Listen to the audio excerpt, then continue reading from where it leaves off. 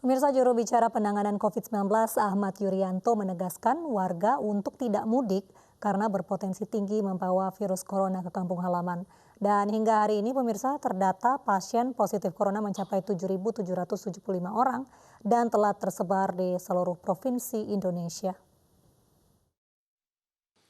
Jumlah kasus yang diperiksa sebanyak 48.647 orang dengan konfirmasi positif COVID-19 7.775. Konfirmasi positif COVID-19 yang sudah sembuh 960 orang.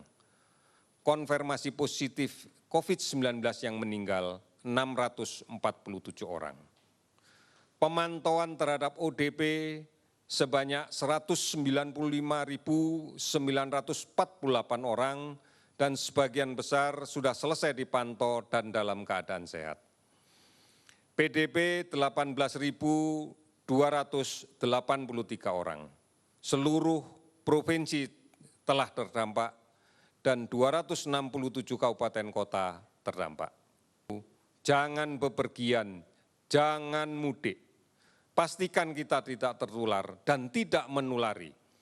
Perjalanan kita tidak aman, akan sangat mungkin kita bertemu dan terpaksa kontak dekat dengan orang tanpa gejala atau orang dengan gejala ringan saat di kendaraan, saat di terminal, di stasiun, di rest area, atau mungkin di toilet umum sepanjang perjalanan kita. Atau bahkan mungkin kita sendiri yang membawa virus ini tanpa gejala atau dengan gejala yang ringan, karena kita berasal dari daerah yang terjangkit COVID-19. Dan ini akan berpotensi untuk menulari keluarga kita di kampung.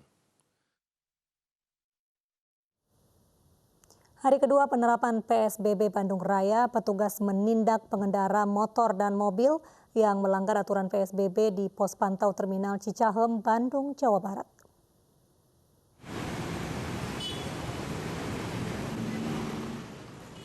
Meski telah diterapkan PSBB sejak kemarin, lalu lintas di pos pantau Cicahem, Bandung masih ramai. Menurut Kapolsek Kiara Condong, dari 3.798 kendaraan yang melintas, tercatat ada 368 pelanggaran, seperti tidak menggunakan masker serta masih berboncengan saat berkendara. Masyarakat diimbau untuk tidak keluar rumah saat penerapan PSBB berlangsung, dan untuk memutus rantai penyebaran virus corona di Kota Bandung.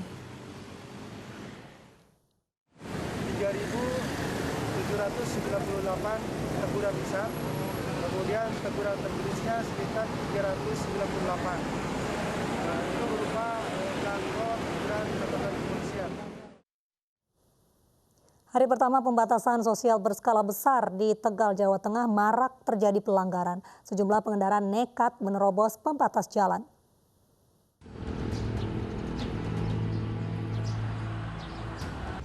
Di hari pertama penerapan PSBB Kota Tegal, sejumlah pengendara motor dan mobil pribadi nekat menerobos barikade beton yang telah ditutup Pemkot Tegal. Warga enggan memutar karena lokasi checkpoint yang jauh sehingga menerobos barikade beton. Sejumlah warga mengaku aktivitas mereka terganggu dengan banyaknya penutupan jalan.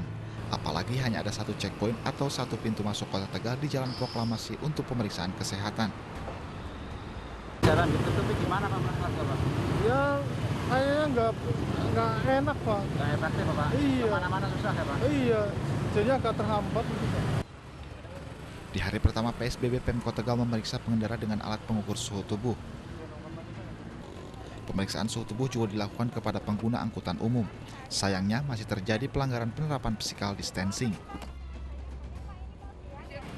Selama penerapan PSBB, pemerintah setempat menutup jalan dengan barikade beton di lebih dari 49 titik akses masuk ke Kota Tegal.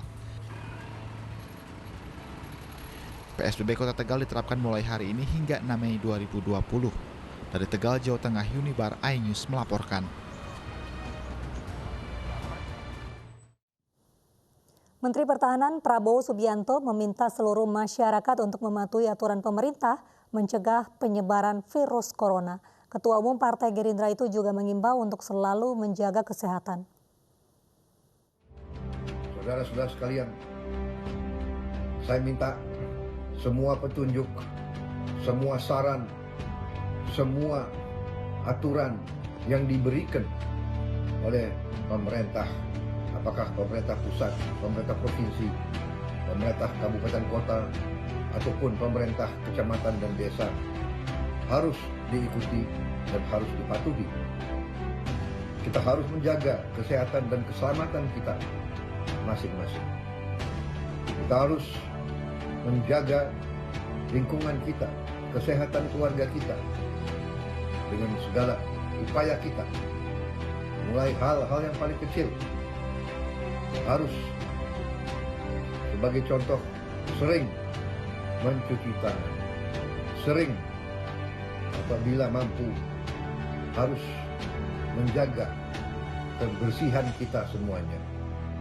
Kita harus menjaga jarak di antara kita. Kalau keluar, kita harus pakai masker. Saudara-saudara sekalian, kita harus hindari kerumunan. Kita harus hindari kumpul-kumpul untuk alasan apapun. Wabah pandemi COVID-19 belum berakhir. Ketersediaan alat pelindung diri sangat dibutuhkan tenaga medis yang merawat pasien corona.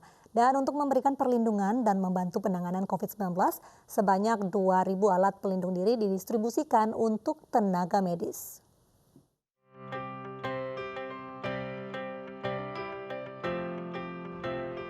Untuk membantu penanganan COVID-19, jumlah bantuan didistribusikan kepada Palang Merah Indonesia. Produsen minuman memberikan bantuan 2.000 alat pelindung diri APD kepada PMI. Kebutuhan APD saat ini sangat dibutuhkan bagi perlindungan tenaga medis. Penyerahan bantuan diserahkan Presiden Direktur PT Bintang 7 Simon Jonathan kepada Ketua Umum PMI Yusuf Kala di Posko Nasional Pengendalian Pandemi COVID-19 Jakarta, Rabu.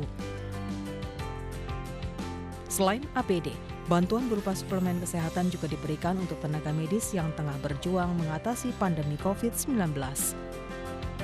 Kami menyumbangkan bentuk yang lain. Salah satunya adalah 2.000 APD.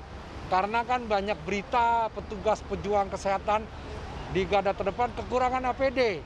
Ya. Nah, oleh sebab itu hari ini kami datang untuk melakukan seremonial menyerahkan 2.000 APD ke Pak Yusuf Kala dan jajarannya.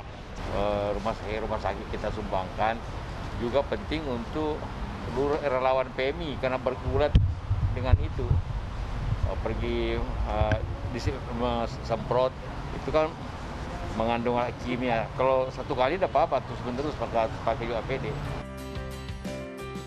Ketersediaan alat pelindung diri diharapkan bisa membantu petugas medis tenang bekerja dan menangani pasien COVID-19. Dari Jakarta, Rian Rahman, iNews melaporkan. Pandemi COVID-19 berdampak pada seluruh elemen lapisan masyarakat. Untuk meringankan dampak pandemi COVID-19, sejumlah karyawan yang bertugas di Kompleks DPR RI menerima bantuan sembako.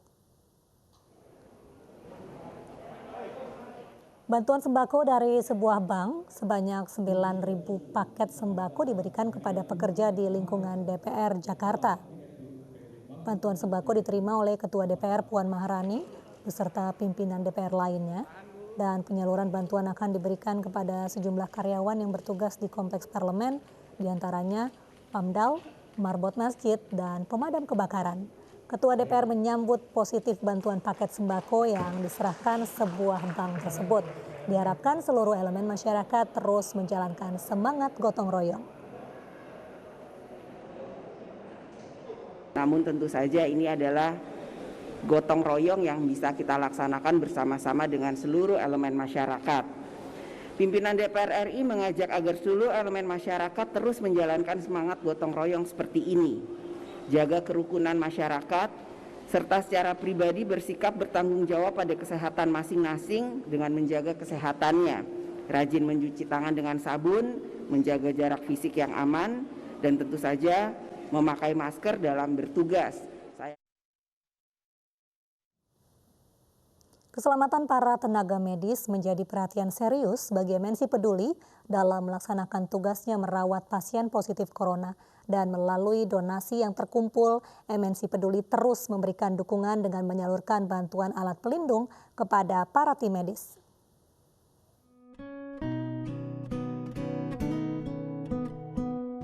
Di tengah pandemi COVID-19, para tenaga medis mengambil resiko yang besar.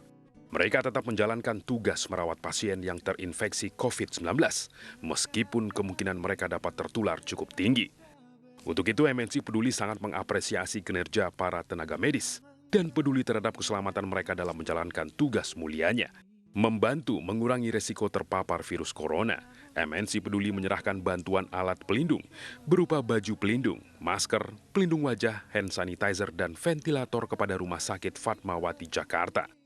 Kita mengetahui bahwa wabah corona ini telah menjadi pandemi di seluruh Indonesia dan kita juga ingin membantu dalam menyediakan kebutuhan tim medis yang ada di garda terdepan. Jadi harapannya tentu bantuan ini bisa membantu tim medis melakukan pekerjaannya dengan baik dan juga bisa bantu proteksi mereka agar mereka juga tidak terkena corona. Alhamdulillah ini relatif saat ini sudah bisa bernafas lega, bisa untuk 2 mingguan seperti itu dibanding waktu awal-awal kita harus mencari dengan berbagai upayanya dengan harga yang setinggi langit. Tapi sekarang dengan kepedulian dari teman-teman itu akhirnya membantu rumah sakit termasuk Rumah Sakit Fatmawati itu bisa tercukupi untuk pelayanan. Perjuangan melawan COVID-19 masih belum berakhir. Untuk itu mari bersama MNC Peduli kita mendukung keselamatan para tenaga medis agar mereka tetap dapat menjalankan tugas mulianya merawat pasien corona. Tim iNews melaporkan. Pemirsa, mari kita dukung para pejuang kemanusiaan dengan peduli melawan penyebaran virus corona. Bantuan bisa disalurkan melalui rekening Yayasan Jalinan Kasih.